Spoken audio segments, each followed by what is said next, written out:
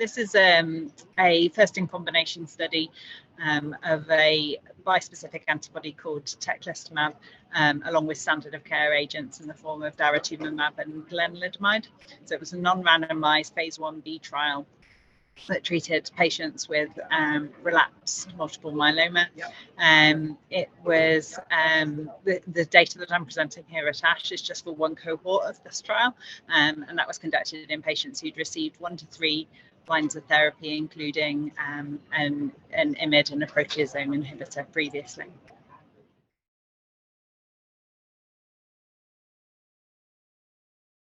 So it was a non-randomised phase 1b trial. So all the patients received the same combination, and there was no placebo or control arm. And the patients were treated with two different doses. So we started off treating with 0.72 milligrams per kilogram weekly after initial step-up dosing period. And as the trial went on, we moved to 1.5 milligrams per kilogram weekly. And then those patients that were treated at the higher dosing level were then moved to fortnightly dosing with a 3 milligrams per kilogram dose. The daratumumab was given, as per usual, 1800 milligrams subcut following the approved dosing schedule, and the lenalidomide was given at a dose of 25 milligrams for 21 days out of every 28-day cycle.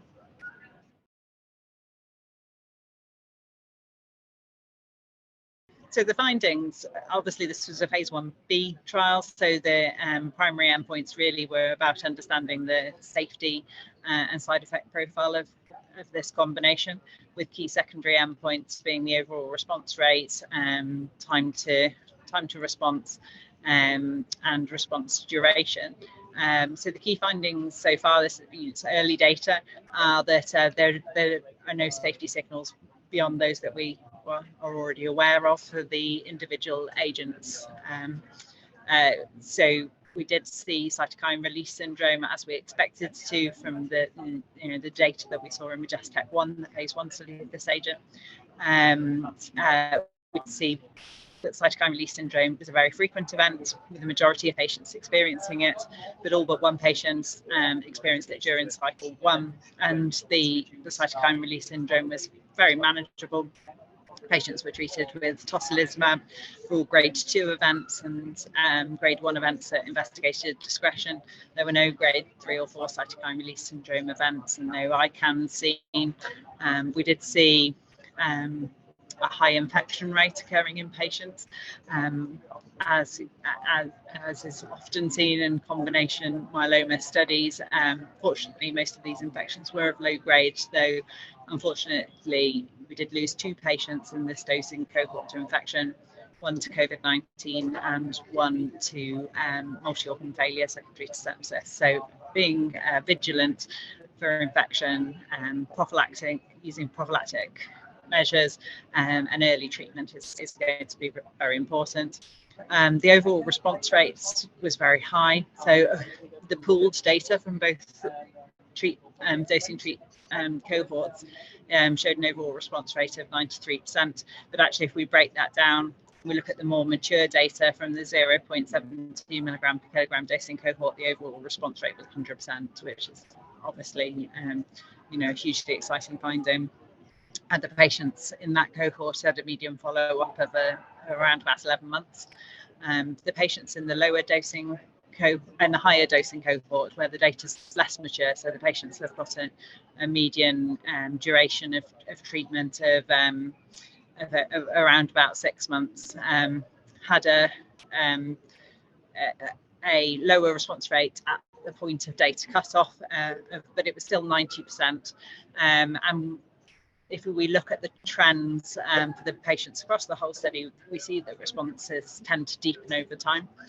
So I would anticipate that in that higher dosing cohort, we will see response rates going up. So in the pooled data for the trial at the point of data cutoff, 83% of patients remained on study.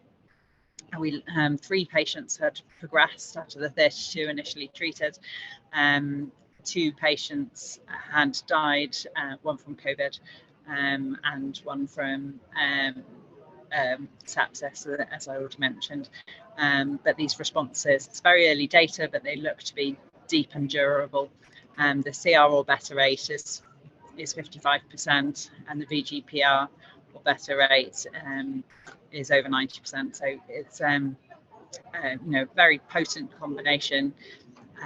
There are side effects that we all need to, if we're using these as we come to use these treatments in the future, we all need to be aware of and vigilant for.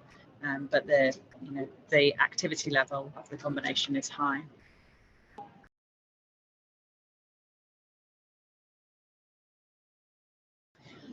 So obviously we were all excited by the Majestic-1 data. The response rate as monotherapy and multiply relapsed patients was very high at 63%. In combination, in patients who are not as heavily treated, we're seeing even higher response rates. Between 90 and 100%, depending on the maturity of the data. I think it absolutely justifies the comparison with standard of care in a phase 3 randomized trial, and this is planned in Majestic-7, which will compare Teclistamab, daratumumab, and lenalidomide against Dara-Lendex in newly diagnosed patients unfit for autologous stem cell transplant, or in those patients where autologous stem cell transplant is not planned as part of their initial therapy. And so I think that will be a really interesting trial to see how this novel immune-based triplets compares to a well understood standard of care option.